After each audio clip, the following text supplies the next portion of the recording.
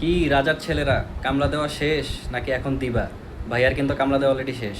আর রানীর মেয়েরা যারা আছো তারা সুন্দর মতো এখন রান্না করতে থাকো, নাহলে মাংস ভাগ করতে থাকো, এখন এটাই তোমাদের কাজ। খুব রেস্ট নিছো।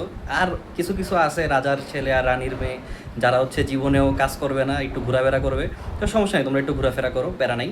আর হচ্ছে কি, সবাইকে ঈদ মোবারক। তোমরা যেই ব্যাচের স্টুডেন্ট হো না কেন, এসএসসি 26, 25, 28, 29, 27, যেই ব্যাচেরই হো না কেন, তোমাদের সবাইকে ঈদ মোবারক।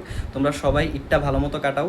আর যদি কোনো আল্লাহর বান্দা এই ঈদের দিন কোনো পড়ালেখার মধ্যে যাও, তাহলে জাস্ট ভাইয়াকে একটা মেসেজ দিও। বা মনে করো কেউ দেখছো যে এই আল্লাহর বান্দা হচ্ছে কোনো একটা পড়ালেখার মধ্যে যাইতেছে, মানে পড়ালেখা করতে যেতেছে, তাহলে জাস্ট ভাইয়ের একটা মেসেজ দিও, ভাইয়া আইসা ওরে পিটায় যাবো, ঠিক আছে?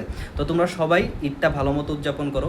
বিশেষ করে যারা এসএসসি 26-এর আসো, মানে হচ্ছে এইচএসসি 28, তারা হচ্ছে কি আরও ভালো মতো এনজয় করো। কারণ তোমাদের বলতে পারো এটা একটা বেস্ট ঈদ।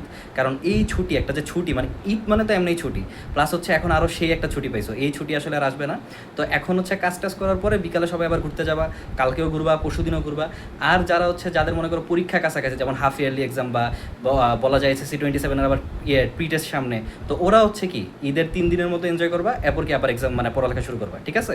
বাট এই 3-4 দিন যেন কি কোনো পড়ালেখা না হয়, সুন্দর মতো এনজয় করো। আর কি যাদের যা যা কাজ আছে সব শেষ করে ফেলো, এবং পরিবারের সাথে কি ভালো করে ঈদ কাটাও। সবার জন্য দোয়া রইলো, ভাইয়ের জন্য দোয়া করবা। আল্লাহ হাফেজ, আসসালামু আলাইকুম।